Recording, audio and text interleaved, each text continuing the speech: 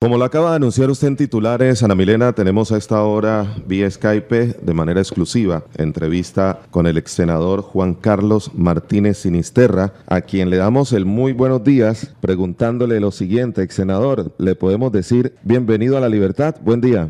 Muy buenos días, mi apreciado, estimado Elber. Un saludo especial para toda la mesa de trabajo y para nuestros coterráneos, corraciales, bonaverenses, todos que nos amplifican en este momento. Pues desafortunadamente yo no me atrevo a decir que estoy detenido o que estoy privado de la libertad. Estoy secuestrado por el establecimiento, por el Estado, por el aparato judicial de este país politizado, dirigido, amañado y que viola todos los parámetros normativos de la justicia existente en este hermoso país. Voy a ir saltando de manera cronológica en estos años que usted ha estado bajo esta condición y empiezo preguntándole, ex senador Martínez, su lista de amigos, ¿cómo la ha ido renovando en estos años? ¿Han salido muchos y han entrado pocos o cómo ha sido? Bueno, hay varios elementos en ese aspecto. Número uno, en política yo diría que la amistad y la lealtad no existen en la gran mayoría de las personas que la practican. Muchísimos la buscan como un mecanismo de supervivencia, aprovechamiento, oportunismo, y de alguna manera se acercan al árbol que mayor sombra les da. Y bajo ese orden de ideas, pues yo soy un convencido que la situación que vive Juan Carlos Martínez no permite que muchas personas que tuvieron la oportunidad de crecer, de tener representación, de tener espacios de poder en nuestro proyecto político, pues permanezcan en él, y eso es entendible y es un tema en el que no me quiero detener porque soy respetuoso. La política, como la vida, permiten la libre escogencia. Uno está donde se siente cómodo y ya internamente hará las valoraciones si actuó con responsabilidad, si actuó acorde con los principios de la lealtad, de la amistad y el reconocimiento a quien de alguna manera con defectos pudo darle oportunidades para avanzar.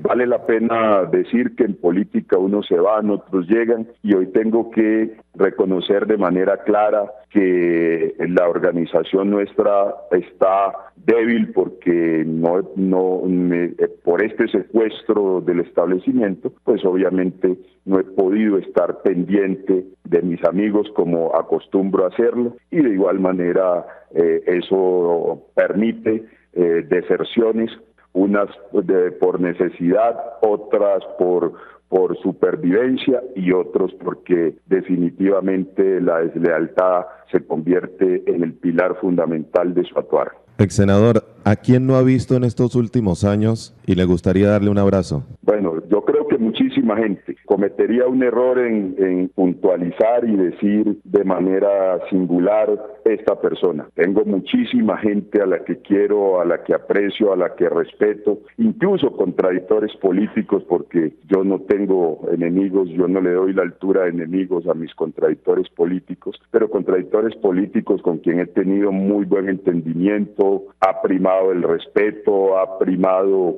la cercanía en lo personal, pero no hemos tenido coincidencias de orden político. Entonces, muchísima gente, yo por la gran mayoría de los bonaverenses, lo único que siento es aprecio, cariño, respeto. Fue una comunidad que me acogió cuando llegué de mi natal Timbiquí, me dio la oportunidad de visualizarme, de convertirme en uno de los dirigentes con mayor trascendencia política en la historia del Valle del Cauca y de Colombia, y eso se lo debo a los bonaverenses. Por encima de cualquier cosa, esté o no en la política, siempre voy a tener respeto, admiración, cariño, y lo que pueda hacer por el bienestar de la ciudad siempre lo estaré haciendo. Estamos en entrevista exclusiva con el ex senador Juan Carlos Martínez vía Skype. ¿La política, su pasión o su tortura? Yo diría que es una mistura porque La política me ha dado muchísimas cosas y también me ha quitado otras valiosísimas, como la posibilidad de estar con mi familia, de ver crecer a mis hijos. En todas estas situaciones, pues vi fallecer a mi madre, a mi señora esposa. Luché fuertemente por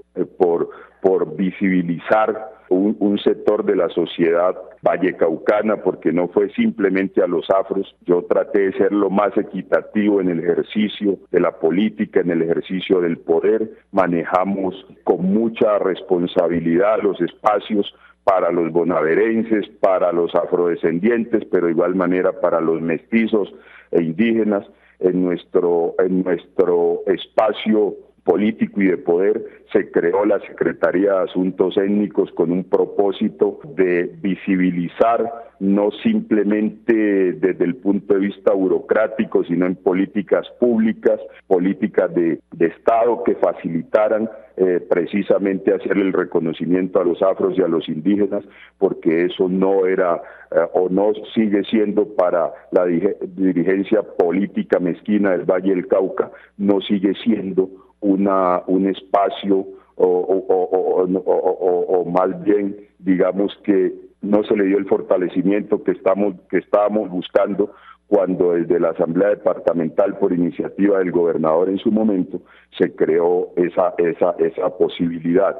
Era que la Secretaría de Asuntos Étnicos se convirtiera en articulador de todas las políticas públicas del departamento hacia los municipios, donde efectivamente en el Valle del Cauca tenemos una población del 56% negra, afro, y de igual manera tenemos los mayores cabildos indígenas que pueden existir en el suroccidente colombiano, con reconocimiento, con liderazgo y con espacio. Desde la Corporación Ambiental, la CBC, se le dio un reconocimiento altísimo a los representantes de las comunidades afros y de igual manera a los representantes de las ONG y del mismo modo a los indígenas. Entonces yo hoy tengo la tranquilidad de haber hecho lo suficiente en su momento por la sociedad vallecaucana, y no tengo temas de qué avergonzarme ni arrepentirme. Al contrario,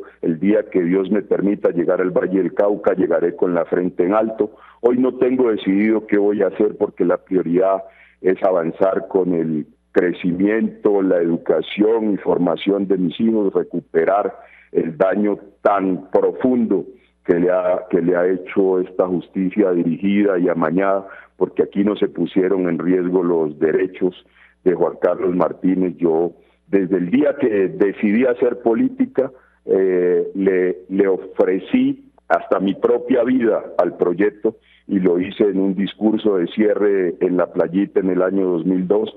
Recuerdo que íbamos en una caminata por el sector de Las Piedras Cantan y los paramilitares no nos dejaron avanzar, y qué ironía, después me condenan por vínculo con las autodefensas, pero bueno, este es el país del Sagrado Corazón.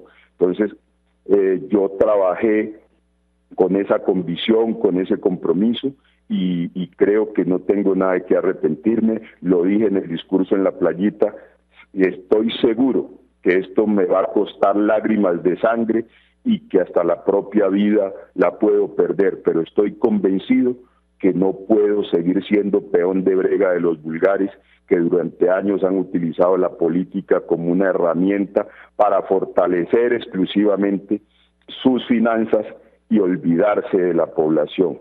Para nadie es un secreto que hoy Buenaventura lo que tiene es visitas de los gobernadores de turno, pero no tiene participación clara y directa, y no hay dirigentes que hayan asumido con responsabilidad la exigencia de que Buenaventura no es un convidado de piedra en el ámbito departamental. Tenemos hombres y mujeres con una formación importantísima y que nos pueden representar en cualquier espacio de la vida nacional y de la vida departamental.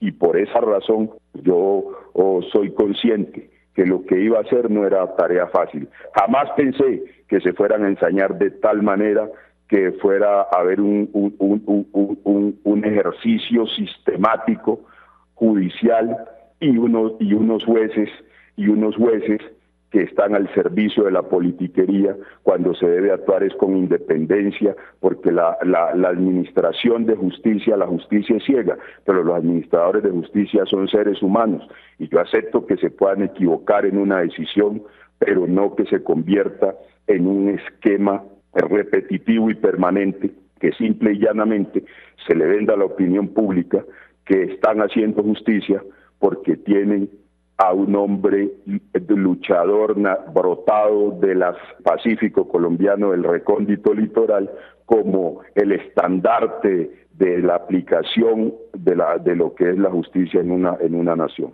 Ex senador, hay tantas cosas que se escuchan acerca de usted, y en los últimos meses la situación relacionada con su hija, de la cual esperamos que hoy esté superando ese tema poco a poco. Se decía que un juez había manifestado que no le daban la libertad condicional ni la protección de sus hijos porque usted tenía plata con qué pagar para que se los cuidaran. ¿Esto fue verdad? Eso lo hizo, sí señor, eso es muy cierto, eso lo hizo el fiscal 24 de la UNAIN, quien me capturó el día que recuperé la libertad, me capturó y vendiéndole al país y al mundo que habían capturado al gran narcotraficante Juan Carlos Martínez Sinisterra, y que precisamente esperaron que tuviera la libertad condicional para expedir la medida de aseguramiento y buscarme como si fuera uno de los criminales más grandes que existían en el planeta. Yo hasta hoy no he podido interpretar eso. Cuando mis abogados fuimos a la indagatoria y mis abogados le plantearon de manera clara que yo era padre cabeza de familia, que mi hija menor tenía 9 años y mi hijo tenía 12 años, entonces en el escrito, porque estábamos bajo la ley 600, el antiguo sistema, que es más perverso que este mal copiado de la 906, que hoy lo están poniendo en práctica, y más adelante quiero referirme a eso, respondió que mis hijos tenían dinero y que de igual manera no era necesario que yo estuviera al frente de ellos porque los podían cuidar los tíos, los abuelos o cualquier familiar. Y precisamente todas esas actuaciones de los jueces y de los fiscales conllevaron a que mi hija, por obvias razones, en un estado de depresión porque su madre falleció,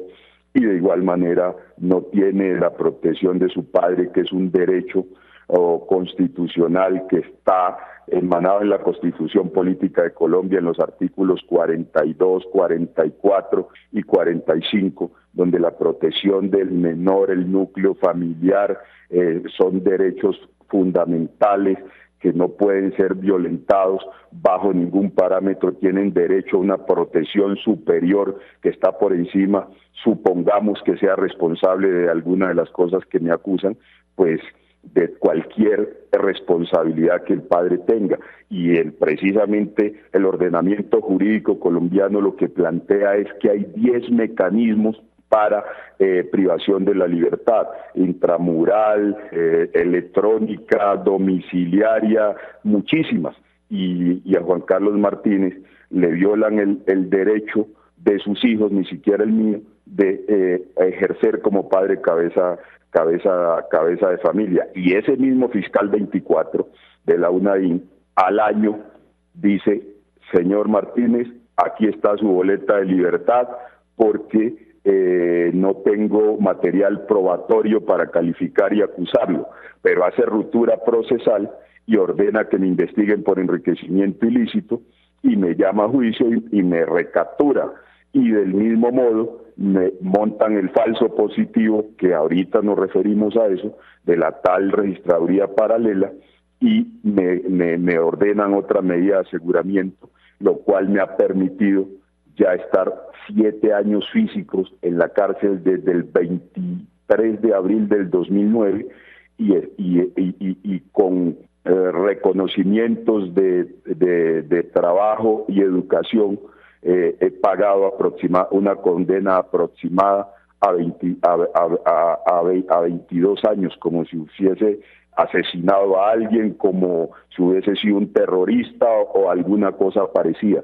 No ha tenido la justicia ni siquiera vergüenza en las actuaciones frente a lo que tiene que ver con Juan Carlos Martínez Sinisterra, pero no simplemente ese señor que dijo que no tenía plata, que yo tenía plata para mis hijos, sino que además de ello, los jueces del Distrito Judicial de Cali, uno dice, tiene todo el derecho, pero no soy competente porque no soy juez de ejecución de penas para darle la libertad. No sé cómo imponer la multa. Si no sabe cómo imponer una multa, ¿cómo es un juez constitucional? ¿Cómo ejerce justicia? ¿Cómo se atreve a tener en sus manos la libertad, que es un derecho fundamental de cualquier ser humano, por perverso, por delincuente que sea? Entonces, ¿hacia dónde vamos?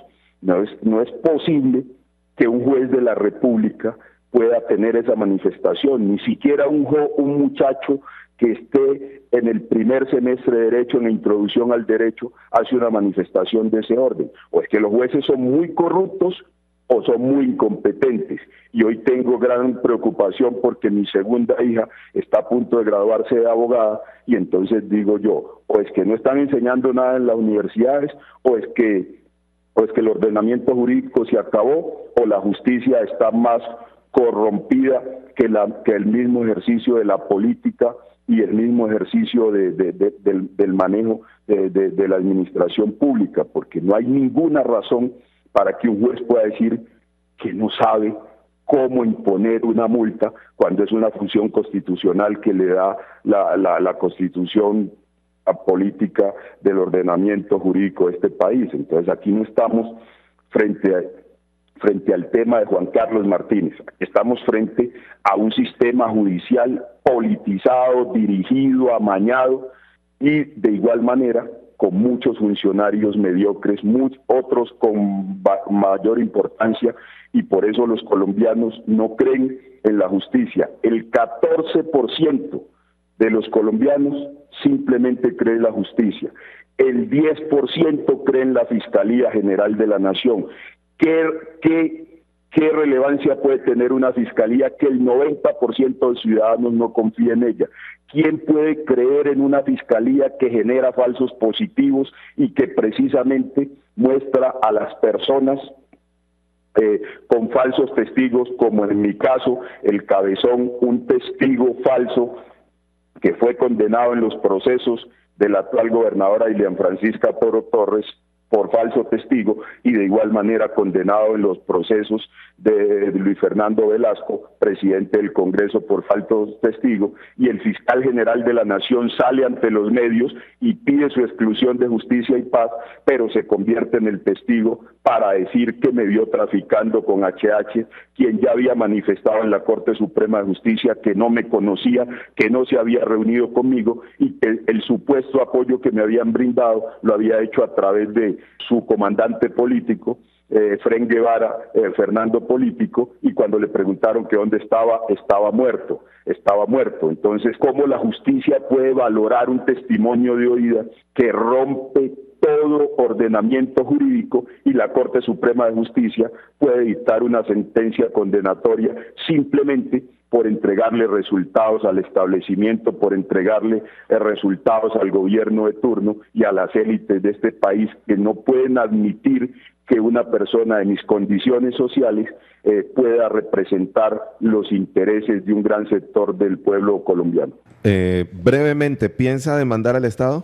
Yo hoy lo que tengo que decirle es, yo ya empecé con las demandas al Estado. Hace 5 años estoy en la Corte Interamericana de Derechos Humanos, porque yo no puedo aceptar bajo ningún punto que me vendan ante el país como paramilitar. No puedo aceptar bajo ningún punto que ya la apelación a la sentencia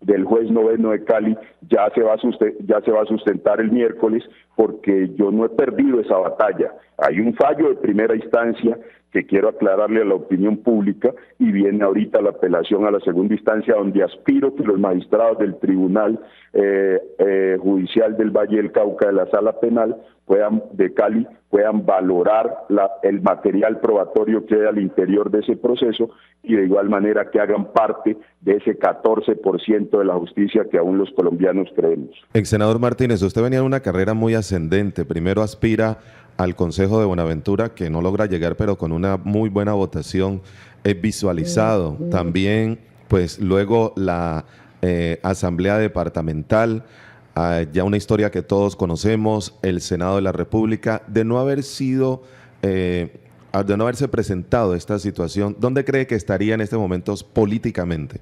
La vida le depara muchísimas cosas a uno que no se pueden valorar, pero creo que mi error, de lo cual no me arrepiento, fue haber tomado la decisión de no volver al Congreso y manifestar que iba a aspirar a la gobernación del Valle del Cauca, y además diseñé un esquema en el cual logré elegir 7 congresistas de manera directa y tener una alianza estratégica en otras regiones del país donde tuvimos 23 curules. Entonces fue el campanazo de alerta cuando en una encuesta que mandamos a hacer interna yo tenía la favorabilidad del 76% de los vallecaucanos en mi aspiración a la gobernación. Entonces pude haber sido gobernador y de igual manera el ejercicio que hubiese planteado dependería de mi futuro. Entonces hoy no me atrevería a decir sería candidato presidencial, hubiese aspirado a la presidencia de la República, pero sí creo que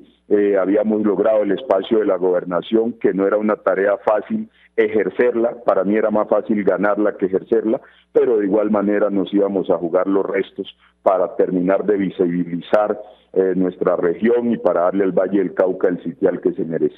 Estamos en Voces del Pacífico, entrevista exclusiva vía Skype con el ex senador Juan Carlos Martínez. ¿Usted juega ajedrez, doctor Martínez?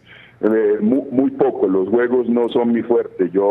A mí un día me preguntaba alguien, ¿usted por qué no compra lotería ni compra baloto? Le dije, mi lotería y mi baloto es el trabajo de 18, 20 horas diarias que lo demostré y siempre lo hice. Me recorrí el Valle del Cauca, fui capaz de recorrerme el Valle del Cauca en sus puntos trascendentales en 72 horas.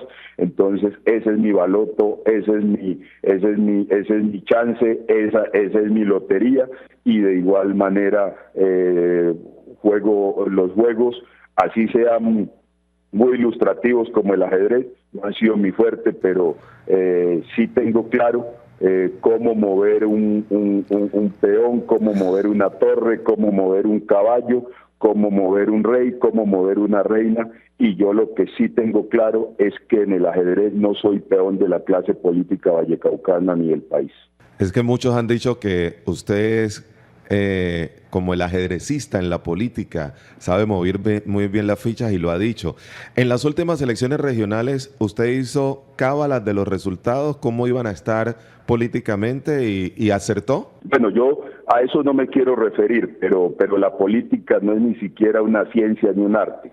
Yo diría que la política simplemente es darle a cada quien lo que le corresponde, es trabajar, es ponerse uno al servicio de la comunidad, y los resultados no se dejan esperar. Cuando la política se toma como una herramienta para fortalecer las finanzas de quien lidera un proyecto, pues obviamente los resultados tienen que ser nefastos y no son proyectos a largo plazo. Cuando uno actúa con lealtad, con responsabilidad y con transparencia en las decisiones, yo pienso que eso por sí va generando un boomerang y unos resultados importantes. Esto no es una ciencia, no es un arte, mucha gente así lo considera. Yo no creo tener ese don de ser superdotado en términos del ejercicio de la política, pero sí tengo clara mi vocación de servicio, no olvido mi procedencia, tengo claro que mientras viva tendré que luchar por la reivindicación social,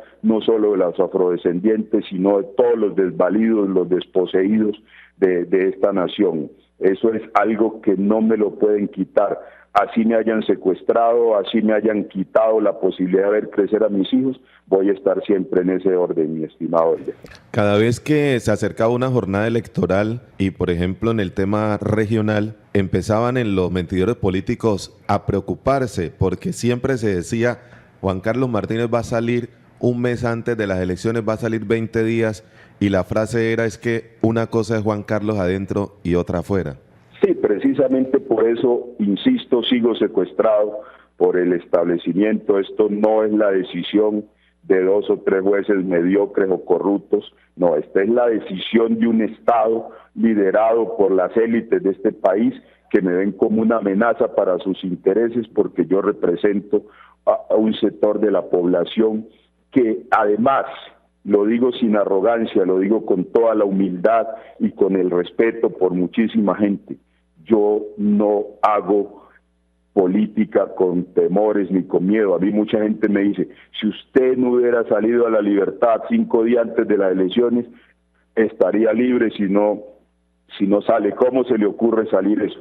Entonces, si mi mamá no se hubiera muerto, estaría viva. Yo parto de la base que si hay un ordenamiento jurídico, la constitución política, las leyes orgánicas, las leyes estatutarias de este país permiten precisamente el ejercicio de la política y el ejercicio y el derecho, de elegir y ser elegido.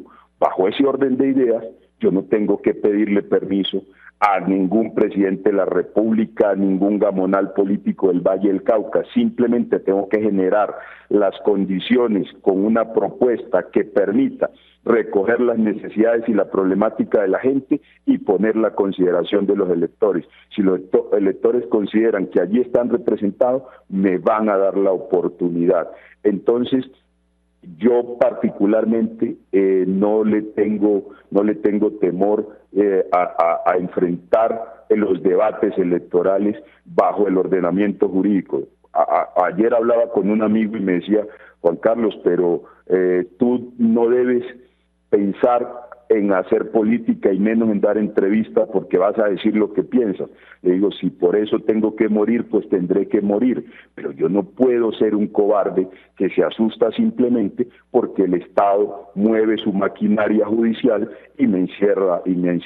Ya mis hijos han pasado por todos, le estoy dando muchísimo ánimo a Isabela y a Junior diciéndole, independiente de lo que pueda pasar con su papá, ustedes tienen que ser ciudadanos de bien, tienen que luchar por seguir con el legado que me ha costado lágrimas de sangre, pero al cual no renuncio.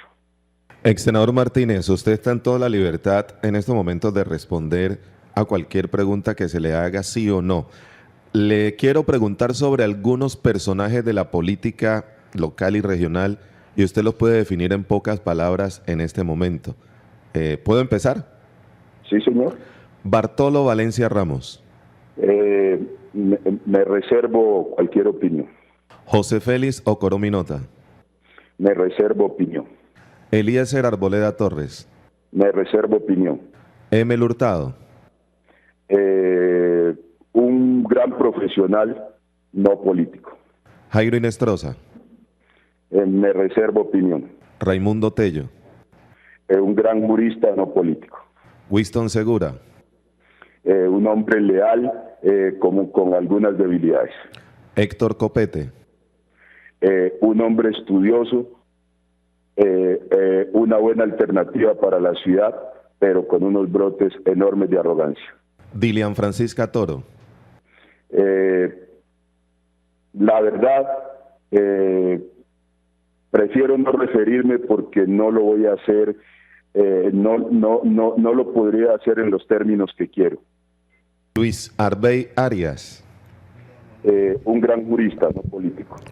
Y finalmente, Edinson Bioscar Ruiz Valencia. Un hombre tropero, estudioso, con un gran reconocimiento de mi parte porque es un luchador con muchas cosas que corregir, pero es un gran prospecto. Si tuviera la oportunidad de crear un nuevo partido, ¿lo haría y ya ha pensado de pronto en un nombre? Yo parto de la base que el tema ni siquiera es tener un partido, tener un aviso que represente. Aquí lo más importante es la decisión de vida que tengo. La decisión de vida mía es estar al servicio de la gente y siempre voy a estar, cueste lo que cueste. Yo considero que hoy en Buenaventura no podemos asumir, ni en la región pacífica, una posición partidista, tenemos que asumir una posición que permita unificar criterios y avanzar en eso. Yo lo dije al inicio de la entrevista, tengo diferencias con algunos en términos políticos, pero tengo también reconocimiento por muchas personas. Lo que le digo, Buenaventura hoy no requiere ni siquiera los sabios o las personas que tengan la mayor formación. Lo más importante es que tengan el compromiso con la comunidad y que convoquen a todas las fuerzas vivas para avanzar en los propósitos. Hay de las personas que usted ha mencionado, hay gente que le puede aportar muchísimo a la ciudad de Buenaventura. Yo diría que el ingeniero Héctor Copete es una persona que puede aportar muchísimo. El tema ha estado enmarcado básicamente que muchos dirigentes consideran que tener un entorno que opine y pueda descalificar al resto de la gente le facilita las cosas, pero es una persona que le puede aportar muchísimo a la ciudad, muchísimo al Valle del Cauca y muchísimo a Colombia, y creo que no se puede descartar como una opción, y no solo de elección popular, sino de cualquier espacio que se pueda generar. Como dije en un momento de la entrevista, iba a ir saltando en los momentos de su vida y en el tiempo transcurrido. ¿Usted creía en la paz de Uribe o cree en la paz de Santos? Yo, la verdad, tengo que hacer un reconocimiento importante, antes de responderle la pregunta, al interés del presidente Santos, o de conseguir la paz para el pueblo colombiano, pero yo parto de la base que el proceso de La Habana no es la paz para Colombia, es simplemente un paso importante para ello. La paz de Colombia tiene que arrancar precisamente revisando el ordenamiento jurídico de este país, generándole oportunidades a los sectores, no aplastando a las personas que no representamos a las élites, y yo pienso que cuando haya un dirigente con esa capacidad podemos hablar de paz de este país, en este país. De lo contrario, hablamos de un proceso importante que hace un aporte a lo que debe ser la paz en una nación. Una nación tiene muchísimas variables que se requieren para poder estar en paz. Un sistema financiero justo, de igual manera un sistema ambiental que permita la conservación de todas las cuencas hídricas y todo lo que representa el ambiente, lo que nos acabaron en el Pacífico, con la anuencia de la fuerza pública, con la anuencia de los organismos de seguridad del Estado, del mismo presidente, del mismo gobierno, de todo el mundo, y hoy estamos en una situación compleja. Cuando haya una equidad, no en términos económicos, porque eso en los estados donde predomina el capitalismo no se va a dar, pero por lo menos que todos los colombianos tengan unos derechos mínimos representados en salud, educación, en temas fundamentales. De lo contrario, es simple y llanamente un proceso muy bien intencionado para el país, y donde se resuelve un problema álgido con un grupo al margen de la ley que a buena hora tomó la decisión de reintegrarse a la vida civil, pero eso no es suficiente. Y la pregunta que me hizo puntualmente, ¿creo en la paz de Uribe o si creo en la paz de Santos? Se la respondo puntualmente. No creo en ninguna de las dos si no llena estos requisitos. Muy bien, estamos en comunicación con el ex senador Juan Carlos Martínez Sinisterra. 3/4 partes ya cumplidas de su condena a la libertad. Tres quintas partes, perdón, sí señor, cumplidas. Ex senador Martínez, en un momento de su vida, en su juventud, en su niñez, tuvo que pasar por la ebanistería, por la panadería y posteriormente en el trabajo al lado de su señora madre, con el restaurante. De estos hechos de la vida, ¿cuál es el que más enseñanza le ha dejado? Bueno, Elber, usted me dice brevemente, pero es que me hace unas preguntas que me tocan la fibra, que me llevan y me obligan a a extenderme pues me da pena o no quedaría tranquilo no responder con la franqueza y con la tranquilidad que me caracteriza. Mire, lo primero es, yo recuerdo un día recluido en la cárcel de Barranquilla, donde me llevaron por haber supuestamente celebrado una fiesta, y salió por todos los medios de comunicación que Juan Carlos Martínez se tomaba de ruana a la cárcel La Picote y que había hecho una fiesta, y me trasladaron a Barranquilla. Eso simplemente era para evitar que lográramos los resultados electorales que venían en el debate siguiente. Y un año después dijo el INPE, no existió fiesta y se archiva el tema, y eso no lo conoce la opinión pública porque ningún medio se ocupó luego de replicarlo, y le voy a enviar la sentencia, o más bien el documento de archivo del proceso disciplinario al interior del INPE, para ponerlo en contexto. Bien, en Barranquilla leí cuando alguien en la revista Semana sacó un artículo de 5 páginas donde manifestaban que Juan Carlos Martínez era dueño de medio país y que de igual manera un vendedor de plátano estaba manejando medio país en Colombia. Y tuve la oportunidad luego de responder en una entrevista sobre el tema, y le decía, es que yo no vendí plátano, pero si lo hubiese vendido era de las cosas que más orgullo me daría. En mi casa tuve la oportunidad para la supervivencia de trabajar en todas las cosas habidas y por haber que no deshonran los principios de un ser humano. Me tocó pescar, destripar pescado, hacer todas las cosas que usted mencionó, trabajar ebanistería con mi tío orgullosamente, hacer muchísimas cosas, pero que nunca que en primera instancia me dieron formación y nunca me indujeron a ser un mal ciudadano, ni a ser un delincuente, ni a robar, ni a hacer cosas indebidas, como han tratado algunos contradictores políticos de venderme ante la opinión pública y de no asumir las responsabilidades algunos gobernantes cuando se han equivocado en sus decisiones. Entonces han manifestado que la responsabilidad absoluta es de Juan Carlos Martínez y Misterra, y bajo ese orden de ideas, pues a mí no me formaron como ladrón, como delincuente,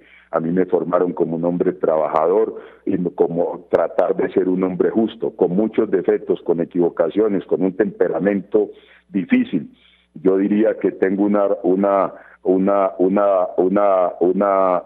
actitud en ocasiones arrogantes, y por eso le he hecho en público y en privado al doctor Héctor Copete esa sugerencia, porque a mí me ha hecho daño también en ocasiones asumir posiciones tan radicales, pero eso fue lo que me enseñaron en la vida, a luchar por encima de cualquier cosa, y hoy recuerdo todo eso, pero lo que yo más añoro es estar en mi región pacífica, como lo hacía cuando en vez de irme a pasear a Europa, me iba a pasear a Huanchaco y Ladrillero, a divertirme y a preocuparme por los problemas de mi comunidad, más que lo que hice en el pasado. Ya eso es historia, pero es una historia que en mi mente se mantiene con muy gratos recuerdos, y que perdurará mientras Juan Carlos Martínez exista en este planeta. Usted es un hombre que tiene un gusto exquisito por la comida, por la buena comida. En una oportunidad que solicité un permiso para visitarlo y hacer una entrevista, fui acompañado de un abogado, y al llegar ahí al punto de filtro en Bogotá, en la cárcel, una de las personas que tomaba los datos, al enterarse hacia dónde íbamos, lo primero que dijo fue: no se pierdan el almuerzo, que allá se come muy bien. ¿Usted aprendió a cocinar y puso en práctica algunas cosas allá, o cómo era su manejo en la parte de la cocina? Porque todo el mundo decía, allá se come muy bien. La vida es un aprendizaje permanente, y por eso no hay ni eruditos, ni sabios, ni personas con un intelecto superior. Hay personas que se preocupan, que ejercen muchísimas cosas, que hacen muchas cosas, que trabajan en ánimo de crecer y el aprendizaje. Ese es Juan Carlos Martínez. Yo no tengo ningún don especial, pero todas las cosas que hice cuando mi niñez, mi adolescencia, mi juventud, que las hice por necesidad, se me volvieron pasión, entre ellas cocinar. Y mi madre me enseñó eso, luego lo fui perfeccionando a medida que la vida me lo fue exigiendo. Y acá es un sitio donde, a pesar de que dicen que tenemos todas las comodidades, eso no es cierto. Estamos en un espacio reducido, en un espacio donde la convivencia es difícil, donde hay muchísimos gamonales, gente que estuvo a punto de ser presidente de la República y hoy aún siguen creyendo que tienen esa posibilidad, que representan lo que representaron en el pasado. Entonces no es fácil. Y no es como se dice que tenemos las superempleadas y todas las cosas. Hay unas muchachas, mujeres valientes, que vienen todos los días, madrugan, a ayudarnos y apoyarnos, pero no tienen los elementos para preparar la exquisita comida nuestra del Pacífico, que no es más otra cosa que hacer el tradicional tapado de pescado, que hacer un buen guiso de camarones con coco, que hacer un guiso de toyo, que hacer cualquiera de las cosas que a nosotros nos encantan y que nos gustan, y no son las grandes recetas ni los grandes platos. La base de mi alimentación está en el pescado, que gracias a Dios puedo acceder a ella, pero cocinamos lo que haya que hacer. Yo tengo algún conocimiento en comida oriental, en muchísimas cosas, y aquí la verdad he aprendido mucho, he tenido la oportunidad de estudiar, de avanzar en muchos temas, y creo que eso para mí no ha sido una experiencia tan negativa, difícil, pero no la más negativa que puede tener una persona en la vida. Muchos de sus amigos que lo llaman o tienen contacto con usted, en algunas ocasiones que lo visitan, van en la búsqueda de un consejo, de un respaldo, de un abrazo, de una ayuda. ¿Quién aconseja a Juan Carlos Martínez? ¿Quién lo respalda y quién lo abraza? ¿Y qué lo hace llorar? Mire, hay varias cosas que son importantes tener en cuenta. Cuando yo estaba en el ejercicio activo de la política, me decía mucha gente es que a Juan Carlos lo rodean 6 o 7 personas malas, perversas, que son las que deciden por él. Jamás nadie ha decidido por mí. Yo escucho a todo el mundo, pero mis decisiones acertadas o equivocadas son de Juan Carlos Martínez. Sí soy un hombre que comparto con mis amigos, a quien le doy la amistad, a quien le doy mi confianza, le comparto mis intimidades, pero la valoración y la decisión la tomo de manera clara. Yo, la verdad, decirle llorar, no, lloré, yo no diría ni siquiera que lloré, solté unas lágrimas, porque llorar es a mi manera de ver las cosas, es hacerlo con vehemencia, como se dice en el argot popular, a moco tendido. No, solté unas lágrimas cuando falleció mi madre y de igual manera cuando falleció mi esposa, y lo había hecho en 1985 a mis 15 años cuando falleció mi abuela en un accidente de tránsito en Buenaventura. Pero para mí la lágrima y el llanto no reflejan el sufrimiento o la tragedia que esté viviendo. Yo pienso que eso va por dentro. Muy bien, ex senador, de verdad que hoy pues mucha gente nos está escribiendo, quieren hacer preguntas, otros quieren saludarlo. Me imagino que tendrán pues la oportunidad en su momento en que usted pueda estar por Buenaventura. ¿Qué piensa hacer en los próximos días? ¿Cuál es su posición? ¿Qué ha pensado? O como dice la frase, ¿pensativo para grandes decisiones? Sí, yo parto de la base que lo primero que tengo que es estar al lado de mis hijos. Segundo, hay personas con las que hoy tengo diferencias de orden político y algunos tomaron la decisión de ni siquiera volverme a visitar ni brindarme, ni mantener la relación de amistad que yo brindé en su momento. Pero hoy lo que no hay en mi corazón es nada que conduzca ni al odio ni al rencor, eso está claro. No tengo odio, no tengo rencores, tendré reservas con mucha gente, con muchísima gente, revisaré el día que pueda ejercer la política muchísimas decisiones que he tomado y que considero que me equivoqué en ellas, lo tengo que decir, las revisaré. Hoy no tengo compromiso político con ningún sector, ni municipal ni departamental. Tengo autonomía en mis decisiones y aspiro llegar y poderme poner de acuerdo con las personas que siguen creyendo en mis postulados y avanzar en ese aspecto. Pero la prioridad son mis hijos y de igual manera seguir luchando con este sistema judicial perverso. Yo creo que hoy está mejor en los venezolanos porque Maduro, dentro de su arrogancia, su soberbia y de igual manera su dictadura, pues hace las cosas de frente. Aquí se habla de un Estado de Derecho, pero eso no es cierto. No hay un poder judicial independiente, hay un poder judicial sometido con temor a los medios de comunicación, al servicio de los partidos políticos y al servicio de las élites. Entonces, yo sé que no es un camino fácil el que me queda a recorrer. Lo primero que tengo que hacer es recuperar plenamente la libertad. Hoy ya cualquier otra sentencia que se pueda dar ya fue purgada, como le dije, pagado condena como si hubiese estado 22 años privado, condenado a 22 años. En síntesis, llevo 22 años privado de la libertad, 7 físicos, más los reconocimientos normativos por trabajo y estudio. Entonces, cualquier decisión que sigan tomando los jueces en este momento me daría la libertad. No sé si la Fiscalía esté preparando otros falsos positivos para mantenerme tras de reja. Entonces, mi optimismo es moderado, pero de igual manera aspiro que no que tengan compasión, sino que revisen ya los atropellos, las barbaridades que se han direccionado desde el Estado colombiano a través de la justicia, y en ese orden de ideas llegar a hacer lo que me gusta. A mí me gusta servir, y eso está por encima de un partido político, del nombre de un partido o de cualquier cosa. A mí no me podrán quitar nunca la posibilidad de recorrerme las 12 comunas de Buenaventura, todos los barrios, de ir a las calles, de entrar al barrio Lleras, a cualquier barrio, así las condiciones de seguridad no sean las mejores.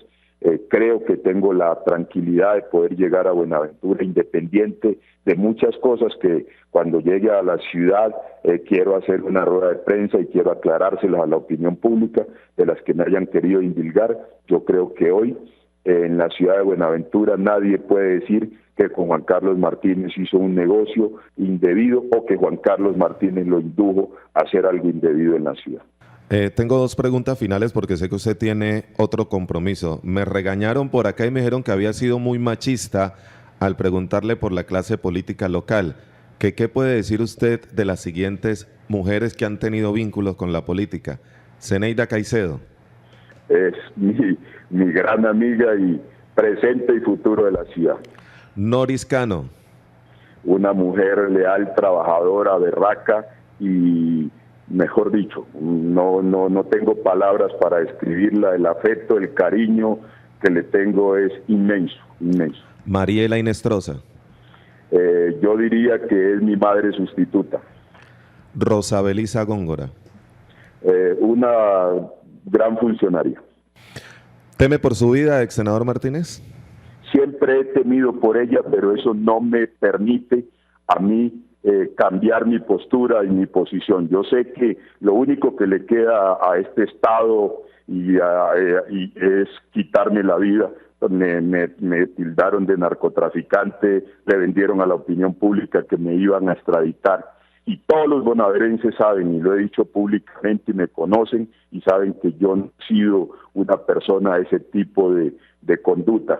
Que conozco gente, y lo dije públicamente, amigos, porque allá todos nos conocemos en esa ciudad, y si mañana me preguntan por algunas personas de las que yo conocí y que luego salieron enredadas en temas de ilícitos, hombre, yo no puedo negarle ni mentirle a la opinión pública, decir yo no conozco a Pedro Pérez, si lo conozco, si tuve la oportunidad de convivir con él, pero que alguien en Buenaventura pueda decir, o en cualquier parte de la región pacífica donde me conocen, que Juan Carlos Martínez ha tenido que ver con ese tipo de conductas, jamás jamás, y por eso cuando la fiscalía me quiso someter y que les aceptara cargos en esas cosas, dije, puedo morir secuestrado, puedo morir en la cárcel, pero no voy a aceptar lo que no he hecho en la vida y lo que no ha sido una práctica y una conducta de Juan Carlos Martínez.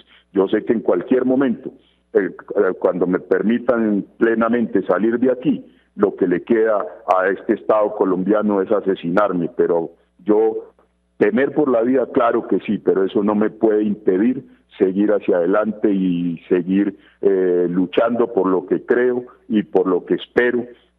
Tiene que ser la reivindicación social de nuestra región. Yo sé que he pagado un precio muy alto y de pronto el complemento es que me quiten la vida, pero estoy convencido de lo que estoy haciendo y estoy seguro que mis nietos, mis hijos, los suyos y los de todos los bonaerenses y los hombres y mujeres del Pacífico van a tener la posibilidad clara de vivir en un país distinto. Esa es mi lucha y ese es mi propósito.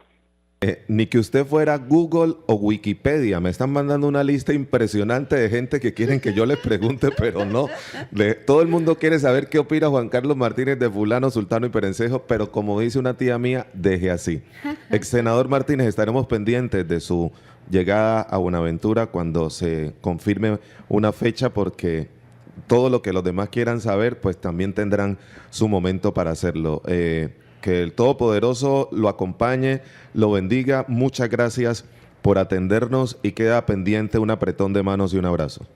Muchísimas gracias a usted. Yo también le tengo que hacer un reclamo que fue extremadamente machista, porque escuché unas voces melodiosas de mujeres divinas que representan la belleza y el conocimiento de nuestra región y no les dio oportunidad de preguntarme absolutamente nada. Entonces revise ese punto. Y un abrazo grande, un saludo especial, enorme a todos los bonaerenses, hombres y mujeres que de alguna manera están luchando desde otras orillas por el bienestar de la ciudad, pero lo que debemos es unificar el criterio independiente de las diferencias políticas, personales, conceptuales que tengamos, para convertirnos en una potencia de desarrollo de esta región y de igual manera de nuestro país. Muy bien, muchas gracias. Que tenga un buen día. Muy amable, muchas gracias.